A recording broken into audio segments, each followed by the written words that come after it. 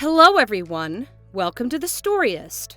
Most of the time we help other people or even animals just because we want to, and not because we're asking for something in return. But what we don't realize is that when we do something good, it always comes back tenfold. Today I will be sharing with you a story about a woman who learns this very important lesson in life when a man suddenly blocks her at the ATM, not knowing that the dog beside her is a cop. Stay until the end of the video to find out what happened. Chris is a beautiful woman in their town. She is beautiful, kind, helpful, and single. So there is a long line of brave suitors in her wake, and throughout her teenage years, she has left a long trail of broken hearts as well. But all Chris thinks about is helping others, especially in their neighborhood. So she feels like she doesn't have time for love or for meeting new people. Chris works in the Angels at Home office near her apartment. It is a home for the aged, and she has been working there for 8 long years. A lot of people criticize her for her choice because Chris is not only an attractive young woman, but she is also smart and brilliant. She has a degree in nursing, and she graduated at the top of her class. It was clear for everyone on that graduation day that Chris would be flying high, probably working abroad or entering prestigious hospitals. People thought that Chris would live in a vast city and become a highly paid nurse, but she shattered the dreams of her neighbors and friends for her when she decided to enter the home for the aged and started nursing the sick in that institution. The Home for the Aged institution sits only inside their small town, so obviously the job is not high-paying at all. In fact, her salary is just enough for her to get by each day. That is why everyone was shocked that she did not pursue working in the big city, given her impressive credentials and all.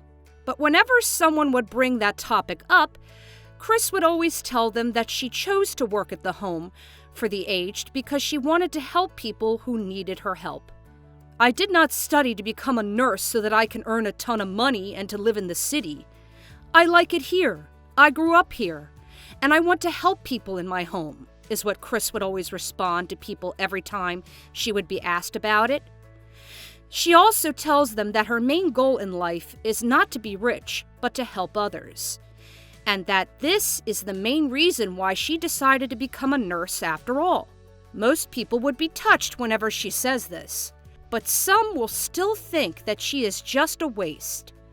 But for Chris, it doesn't matter. Nothing actually matters for her except for the people that she is caring for inside the elder's home.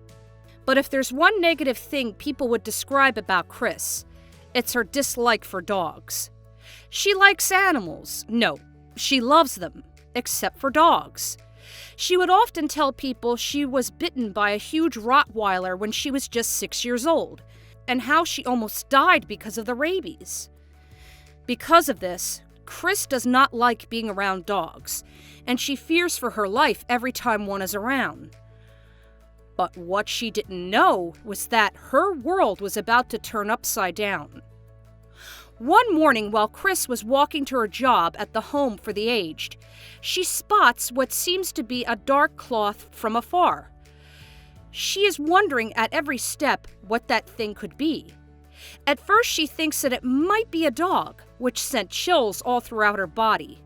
But then she realizes it is not moving, so she just thinks it might be a rug.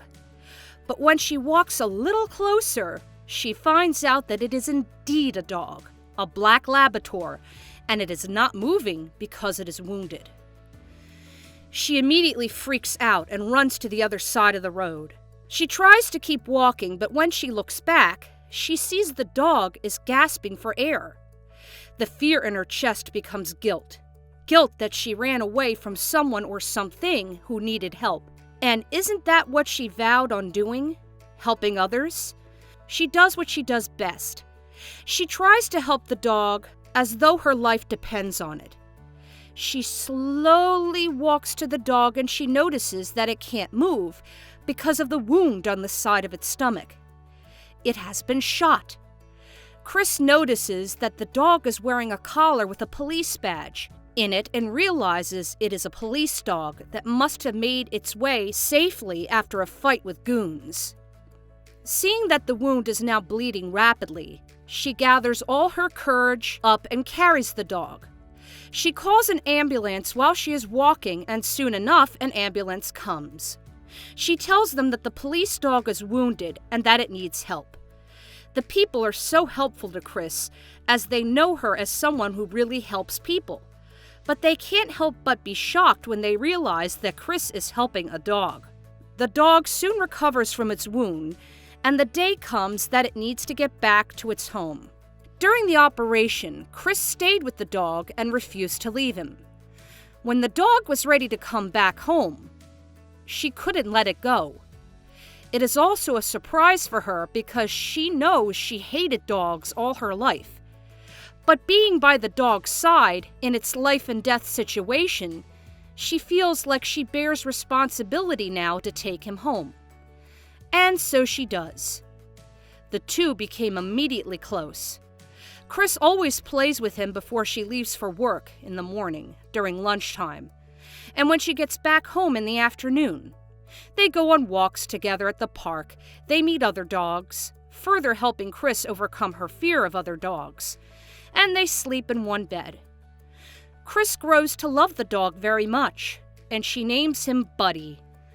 Buddy seems to love her very much as well, especially that she is the one who saved his life. And dogs, they are always willing to risk their own lives for their humans.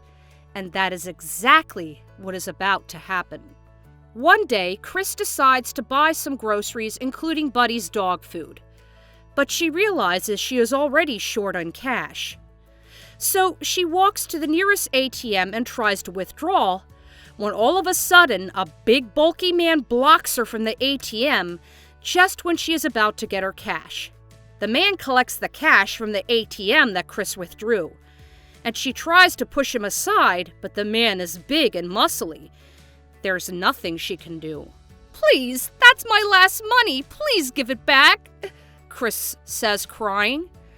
But the man is about to make a run for it. When Chris hears a familiar bark, suddenly, Buddy jumps on the man's face and barks at him so loudly that he gets distracted. Chris takes the opportunity to grab the cash from his huge hands and run away. But she fears that something might happen to Buddy again. When she gets back, she sees the man struggling to get his gun and is about to point it at Buddy. Chris fears for Buddy's life. "No, he can't die! Not this time!" Chris says to herself. She screams as loud as she can, and luckily a police officer is patrolling the streets. The police arrest the man and Buddy runs to Chris's arms safely. Then, when the man is already inside the car, the police officer recognizes Buddy. "Is that my police dog?" he asks. Buddy responds with a bark, and the officer is glad to be reunited with his partner. Chris tells the police that she will be glad to turn over Buddy to where he really belongs. The police officer thanks her for being so understanding, and the officer brings Buddy back with him to the station. Chris is left alone. The next morning, Chris hears a police car pull over her front yard. When she looks, she sees the policeman from yesterday carrying Buddy. She is surprised, and she excitedly opens the door. "He has been crying all night at the station. I think he wants to be with you," the police officer says. He hands Buddy to Chris, and the dog's tail wags excitedly.